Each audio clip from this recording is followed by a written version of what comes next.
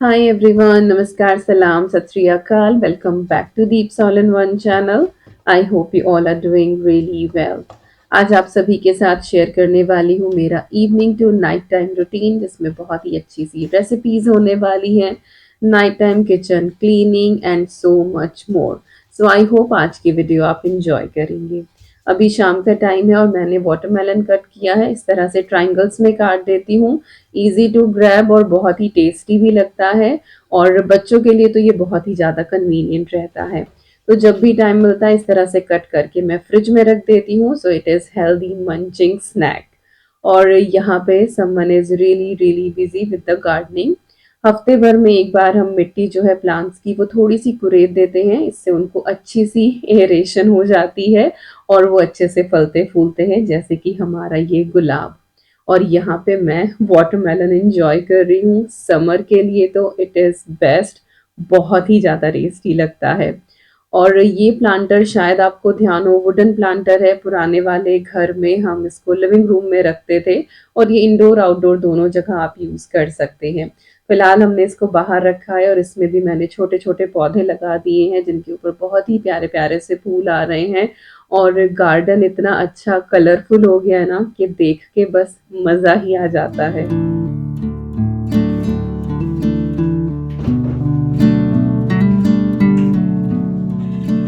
And now I am back in the kitchen और यहाँ पे मैं कुछ स्नैक्स बनाने वाली हूँ। यहाँ पे समर हाफ टर्म हॉलीडे चल रही है, एक हफ्ते की छुट्टी है स्कूल की, फिर से स्कूल खुल जाएंगे।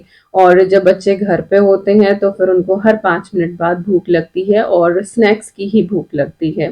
तो यहाँ पे मैं एक नमकीन बना रही हूँ जो बहुत हेल्दी है। कढ़ाई में थोड़ा सा ऑयल डाल के मैंने हल्का सा हींग डाला है, फिर 1 चम्मच मैंने राई डाली है।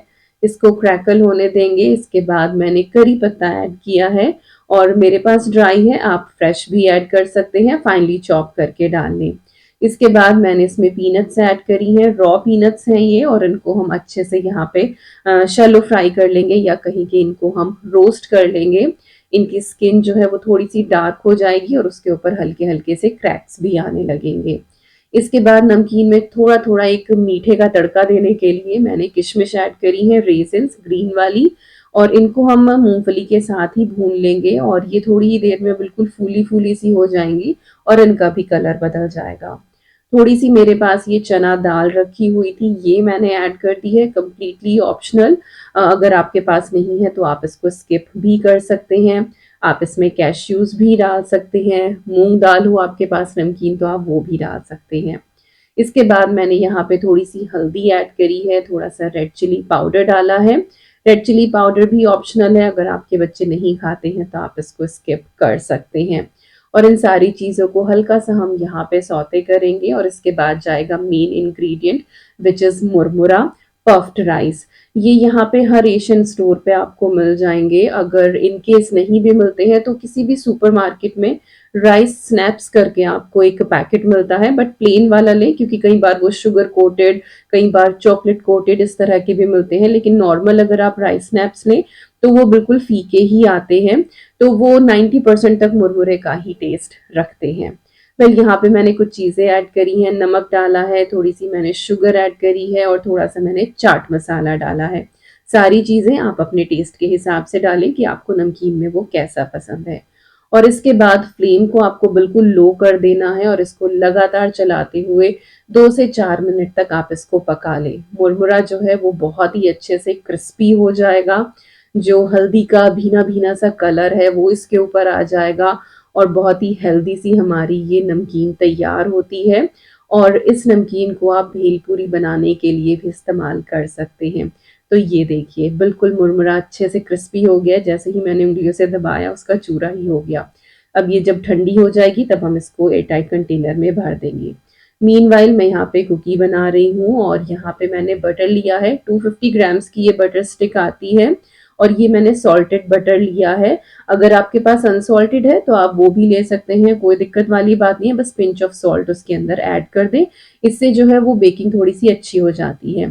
तो बटर को मैंने यहाँ पे हल्का-सा मेल्ट कर लिया था। अच्छा हाँ, 250 ग्राम था ना तो ये आधी स्टिक थी और अगर कप से नापें तो लगभग आधे कप के करीब ये हमारा बटर रहता है। हल्का सा ही इसको मेल्ट करना है। इसके बाद मैं यहाँ पे ब्राउन शुगर ले रही हूँ और ये सॉफ्ट वाली शुगर है और ये भी हम हाफ कप ही इस्तेमाल करेंगे। नॉर्मल रेसिपी में ये बराबर ही जाती हैं दोनों चीज़ें, लेकिन अगर आप मीठा कम या ज़्यादा करना चाहें तो थोड़ा बहुत हेर-फेर कर सकते हैं, लेकिन बहुत ज़्यादा ना करें, अदरवाइज़ फिर बेकिंग में जो है वो ड्रास्टिक चेंज आ जाएगा और बेकिंग में मेजरमेंट का बहुत ही बड़ा रोल होता है। इसके बाद इन दोनों को हम अच्छे से यहाँ पे मिक्स कर लेंगे।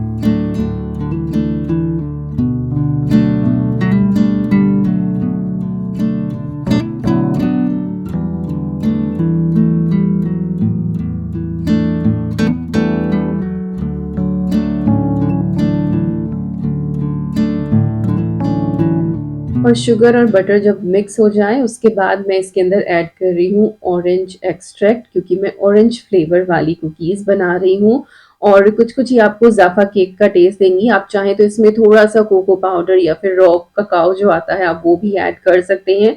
मैं बिल्कुल सिंपल 3 इंग्रीडिएंट से ही बना रही हूँ, बस इसमें ये एक्सट्रैक्ट थोड़ा-सा अलग है। बाकी आप चाहें तो इसमें आप वनीला भी ऐड कर सकते हैं। तो यहाँ पे मैं सेल्फ राइजिंग फ्लोर ले रही हूँ, ये केक्स बनाने के लिए, बिस्किट बनाने के लिए होता है, क्योंकि इसके अंदर जो है वो रेजिंग एजेंट ऑलरेडी मिला हुआ होता है, जैसे कि बाइकार्ब सोडा वगैरह या फिर बेकिंग पाउडर हम लोग ऐड करते हैं। यहाँ पे ये मिल जाता है इसीलिए मैं ये इस्तेमाल कर रही हूँ। इन केस अगर आपके पास सेल्फ राइजिंग फ्लावर नहीं है तो आपको 1 कप मैदा लेना है और उसमें 1/4 टीस्पून बेकिंग पाउडर ऐड करना है और 1/8 टीस्पून बेकिंग सोडा ऐड करना है। तो ये मेजरमेंट होता है और एग्जैक्टली आपका यही फ्लावर बनके तैयार हो जाएगा।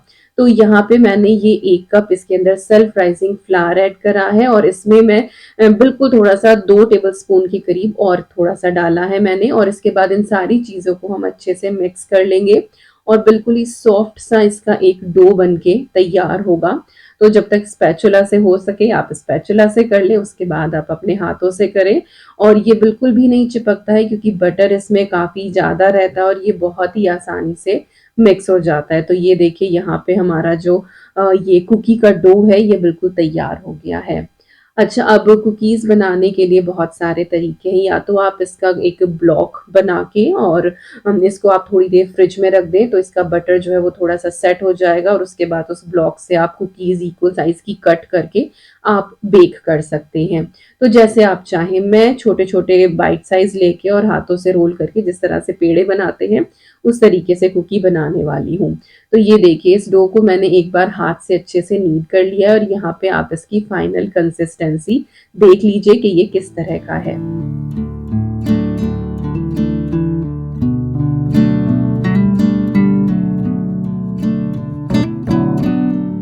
और अब मैं कुकीज़ को यहाँ पे बनाना शुरू करूँगी। अदवी भी यहाँ पे आ गई है मेरी हेल्प कराने के लिए और जिस टाइम पे आप कुकीज़ को इस तरह से मोल्ड करना शुरू करें, आप अपने अवन को ऑन कर दें, उसको प्रीहीट कर लें ताकि वो हल्का-सा गर्म हो जाए और कुकीज़ जो हैं वो हमें 150 डिग्री सेल्सियस पे 12 से 15 मिनट के लिए बेक करनी है।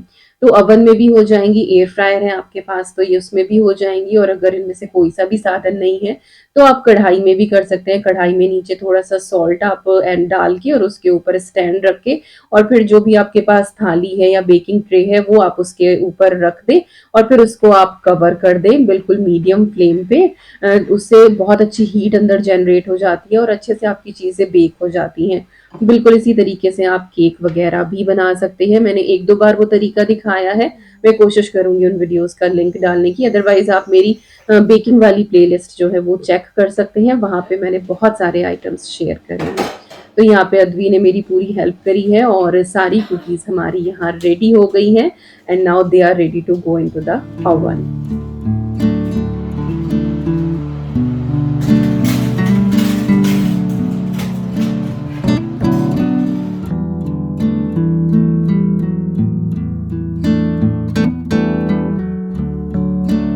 तो ये देखिए यहाँ पे कुकीज़ हमारी डन हो गई हैं, नीचे से कितनी अच्छी ये बेक हुई हैं और इनको एग्ज़ैक्टली 12 मिनट ही लगे हैं। 12 मिनट में मैंने चेक किया तो ये बिल्कुल सही थी और इतनी कुकीज़ गरम-गरम ही जा चुकी हैं, खानी शुरू कर दी हैं क्योंकि ऑरेंज की इतनी अच्छी खुशबू आ रही थी ना, बहुत ही ज़्यादा टेम्प्टिंग ये लग रही थी और गरम-गरम केक, गरम-गरम कुकी, दे टेस्ट ऑसम। तो इनको यहाँ पे मैं इस तरह से लगा रही हूँ ताकि नीचे की इनकी स्टीम निकल जाए और ये सॉगी ना हो। अच्छा, जिस टाइम आप इनको निकालते हैं ना, उस टाइम पे आपको लगेगा कि हल्की-सी सॉफ्ट है, लेकिन जैसे-जैसे ये ठंडी होती जाएँगी, ये क्रिस्पी हो जाएँगी और जाली ज़रा देखिए इनकी अंदर। तो ये बहुत ही अच्छी बेक हुई थी और दोनों चीज़ें अच्छे से ठंडी हो गई हैं। यहाँ पे मैंने कुकीज़ रख दी हैं और इधर नमकीन, और इनको मैंने एयर टाइट जार में कर दिया है और आराम से 1 हफ्ता जो है वो निकलने वाला है। तो कुकीज़ हमारी डन है, नमकीन हमारी डन है और इसके बाद हम लोग निकले हैं इवनिंग वॉक के लिए। रोज़ तो हम लोग ऐसे ही सोसाइटी में कर लेते हैं, आज सोचा कि चलो पार्क की तरफ चलते हैं और बच्चे जो हैं वो थोड़ा-सा पार्क में एन्जॉय भी कर लेंगे।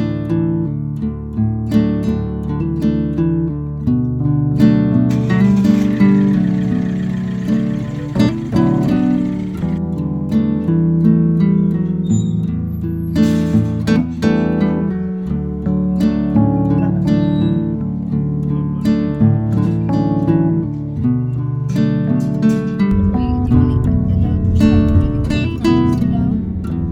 You want to leave scrolling up? No, why? और बस अब हम पार्क पहुँचने ही वाले हैं। ये वाला पार्क आपने बहुत बार मेरी वीडियो में देखा है।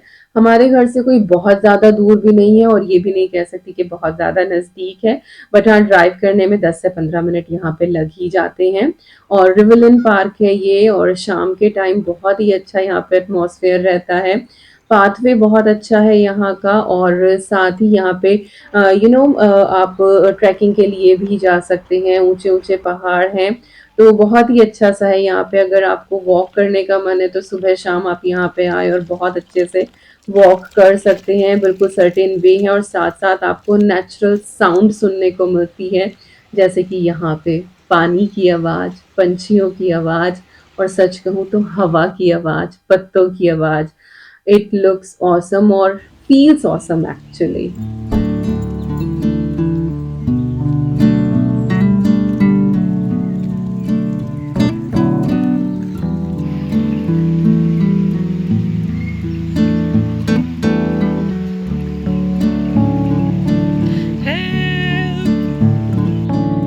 और जब भी हम लोग यहाँ पे वॉक करने के लिए आते हैं, इस ब्रिज तक हम लोग ज़रूर आते हैं। इसके बाद का जो रास्ता है वो कच्चा शुरू हो जाता है और ऊबड़-खाबड़ सा रहता है। तब ईवी नहीं थी, तब हम लोग बहुत आगे तक जाया करते थे, लेकिन अब ईवी की प्राम होती है तो फिर उसको कैरी करना थोड़ा-सा मुश्किल हो जाता है, ऊबड़-खाबड़ रास्ते में। बट यहाँ तक हम लोग ज़रूर आते हैं और यहाँ थोड़ी देर बैठ के तसल्ली से जब इस पानी की आवाज़ सुनते हैं ना, तो नेचर के साथ एक अलग ही कनेक्टिविटी फ़ील होती है।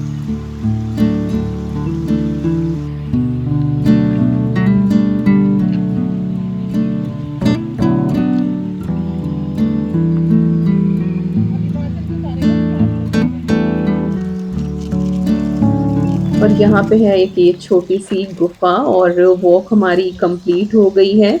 इसके बाद हम लोग प्ले एरिया की तरफ चलेंगे और बच्चे अपना वहाँ पे खेलेंगे। ईवी को भी हम प्राम से उतार देंगे और वो भी अपना खूब अच्छे से एन्जॉय करेगी। जिस टाइम हम आए थे पार्क में तब काफ़ी भीड़ थी प्ले एरिया में, लेकिन इस टाइम तक जो है वो सभी लोग जा चुके हैं, बस 1-2 ही बच्चे यहाँ पर खेल रहे हैं। क्योंकि हाफ टर्म हॉलिडे है तो थोड़ा लेट तक भी रहते हैं और फिर वही के समर में उजाला भी काफ़ी देर तक रहता है। 10 साढ़े 10 बजे तक बाहर अच्छी खासी रोशनी रहती है, तो अंदाज़ा भी नहीं लगता कभी-कभी तो कि इतना लेट हो गया है। और हम वैसे तो 7 बजे तक डिनर कर लेते हैं, लेकिन इस दिन हमें काफ़ी लेट हो गया क्योंकि बच्चे काफ़ी देर तक पार्क में खेलते रहे, तो हम घर ही 8 सवा 8 बजे के करीब वापस आए थे। डेली-डेली बाहर जाना होता नहीं है, देन वी थॉट कि चलो बच्चों को अच्छे से एन्जॉय करने दो। और यहाँ पे जब हम पिछली बार आए थे तो ये पूरा एरिया नया बनने लग रहा था और अभी फ़िलहाल ये सारा खुल गया है, तो अभी पूरा एक्सप्लोर कर रही है यहाँ पे।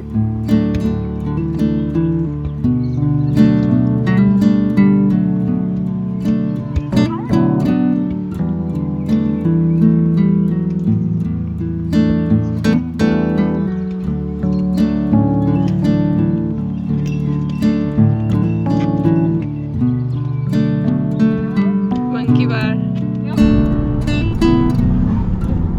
और बस अब वापसी हम लोग घर की तरफ चल दिए हैं। आज लंच में मैंने जो बनाया था, सोचा था कि वही शाम को बस रोटी के साथ सर्व कर दूँगी, क्योंकि प्लान पहले से ही बन रहा था कि पार्क जाएँगे और हमेशा से यही होता है कि पार्क जाते हैं तो फिर वापसी आते हुए बच्चे मना ही करते हैं कि नहीं जाना है वापस घर, और थोड़ी देर खेलना है, तो सभी बच्चों का यही रहता है। बट फिर अद्वी ने कहा कि उसको पनीनी खानी है, तो यहाँ पे विकास पनीनी बना रहे हैं और मेरा डिनर का काम खत्म हुआ।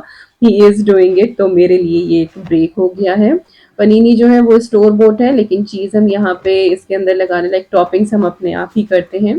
साथ ही डोनट्स भी रखे हुए थे घर में, तो इस तरह से वो भी विकास ने कट कर दिए एंड ही वाज थिंकिंग कि ये जैम डोनट है, इनके अंदर जैम फिल्ड होगा, बट ये अंदर से बिल्कुल प्लेन है और बहुत ही थोड़ा-थोड़ा सा जैम इनमें साइड में लगा हुआ है।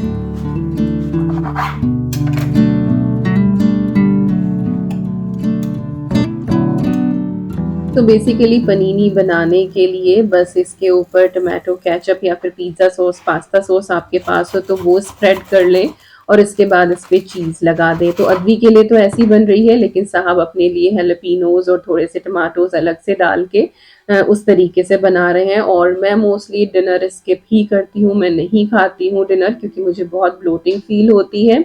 अगर कुछ ज़्यादा ही मज़ेदार बन रहा होता है तो मैं खा लेती हूँ, otherwise I don't eat it. तो ये साहब और अदवी का डिनर था और यहाँ पे बस अब मैं किचन में आ गई हूँ, क्योंकि क्लीनिंग का काम मेरा ही है और ये लोग अभी सब टीवी देख रहे हैं। तो धीरे-धीरे करके सारी चीज़ें जो हैं वो मैं क्लीन करूँगी और मेरा जो नाइट टाइम क्लीनिंग रूटीन है वो शुरू हो जाएगा। दोपहर मैंने ये चॉपर यूज़ किया था और सच में ये बहुत ही अच्छा रहता है। गैजेट्स कुछ ऐसे होते हैं किचन में जिनको इस्तेमाल करने से आपकी कुकिंग बहुत आसान हो जाती है। तो मैं सोच रही हूँ इस तरह की एक वीडियो आपके लिए लेकर आऊँ and this is one of them, जो बहुत अच्छा गैजेट है। और जैसे कि बताया था कि दोपहर का जो खाना था, मैंने यही सोचा था कि रोटियाँ उसी के साथ सर्व कर दूँगी, बट फिर कुछ और बन गया इन लोगों का, तो अब इसको मैं निकाल के बोल्स में और रख दूँगी। तो दोपहर मैंने दाल मखनी बनाई थी और कढ़ाई जो है वो मैंने ऐसे ही रख दी थी कि इसी में फिर गरम करके और इन लोगों को सर्व कर दूँगी।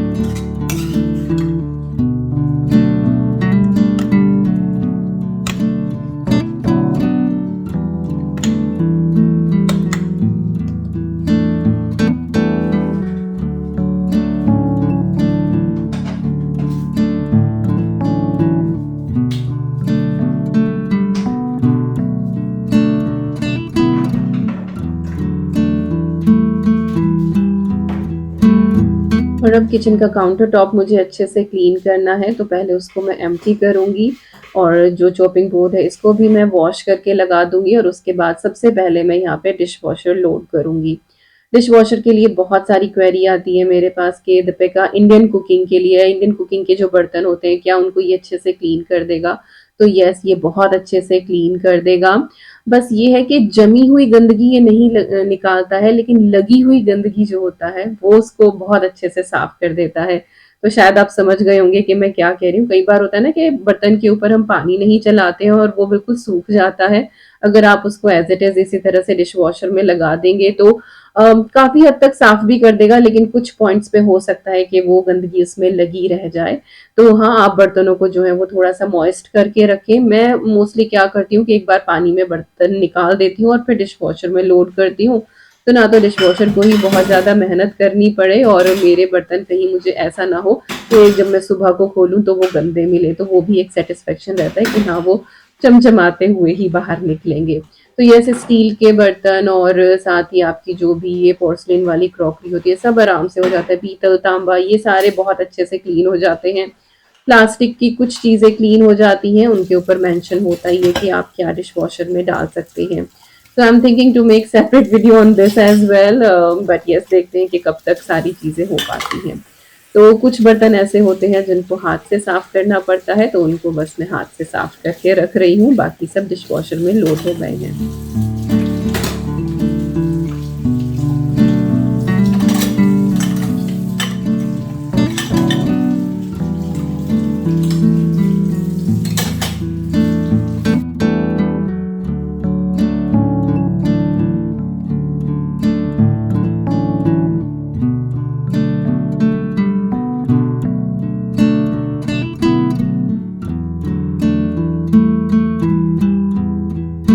और बस जो भी पानी की छींटें इधर-उधर गिरी थी वो मैंने अच्छे से क्लीन कर दी हैं और यहाँ पे मैंने सिर्फ़ का ये परफ़ेक्ट फिनिश, ये स्टील की जो चीज़ें होती हैं उनको साफ़ करने के काम आता है, इवन दो बर्तन भी आप इससे कर सकते हैं और बहुत ही अच्छी ये शाइन छोड़ता है।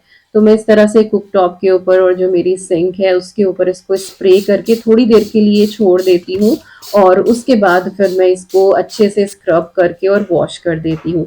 तो जब तक वो दोनों चीज़ें सोक हो रही हैं तब तक ये 2 चीज़ें मैं रख आती हूँ और स्टोर रूम में मैं अपने एक्स्ट्रा अप्लायंसेस रखती हूँ। और साहब इसी टाइम पे बाहर आ गए थे। ये हमारा गार्डन रूम है और यहाँ पे जो ये 2 लाइट लगी हुई हैं, ये हमने टाइमर लगा के ऑन कर दी हैं, तो ये टाइम से अपने आप ऑन हो जाती हैं, 11-12 बजे फिर से ऑफ हो जाती हैं। तो और ब्लू कलर में है ये, बहुत ही ब्यूटीफुल लगती हैं समर में। और आप में से किस-किस को पता है कि जब भी एलईडी बन रही थी ना, तो ब्लू कलर की एलईडी बनने में बहुत साल लग गए थे, तो बहुत बड़ी साइंस छिपी है इसके पीछे। आजकल तो हर चीज़ में आपको ब्लू एलईडी मिल जाएगी, लेकिन वो पहली ब्लू एलईडी बनने में कितनी मेहनत और कितने साल लगे हैं, वो सिर्फ साइंटिस्ट ही जानते हैं। मैं इधर सामान ही रखने आई थी बट ईवी मुझे देख के थोड़ी-सी क्रैंकी हो गई क्योंकि उसका सोने का टाइम हो रहा था, दिन में वो कम ही सोई थी। तो बस अब मैं उसको सुला दूँगी और किचन की जो बाकी क्लीनिंग है वो उसके बाद करूँगी।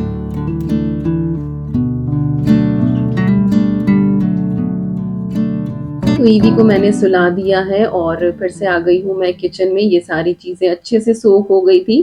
पानी का छींटा लगा के स्क्रबर से मैं इसको अच्छे से एक बार स्क्रब कर दूँगी और एवरी नाइट मैं ये रूटीन फ़ॉलो करती हूँ, इसीलिए मेरा जो गैस स्टोव है वो बहुत अच्छे से चमकता रहता है।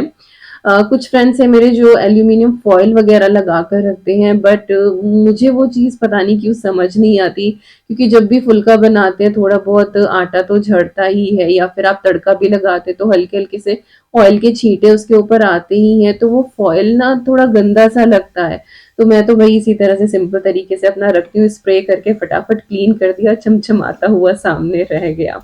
और बस स्क्रब करने के बाद इसको मैंने डैम्प क्लॉथ से एक बार क्लीन कर दिया है और उसके बाद क्लॉथ को वॉश करके मैं इसको 3-4 बार वाइप डाउन कर दूँगी और ये बहुत अच्छे से शाइनी हो जाता है। और बैकस्प्लैश को क्लीन करना बिल्कुल ना भूलें क्योंकि इसके ऊपर छींटे लगते ही लगते हैं। और ये ग्लास है, कुछ लोग पूछते हैं कि कोई ये वॉलपेपर या शीट है क्या? तो ये ग्लास है और ये हीट रेजिस्टेंट होता है। हमने ये B&Q से लिया था।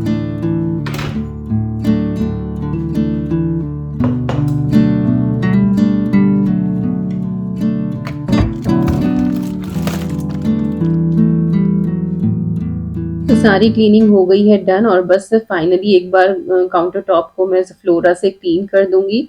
इससे खुशबू भी बहुत अच्छी आती है और ये बहुत अच्छे से क्लीन हो जाता है। कोई भी डर्ट या ग्रीस कुछ भी रहता है, तो वो सारी की सारी चीज़ें इसके ऊपर से क्लीन हो जाती हैं और खुशबू सुबह तक बनी रहती है। जब आप क्लीन किचन में सुबह को एंटर करते हैं ना, तो वो फीलिंग ही अलग आती है।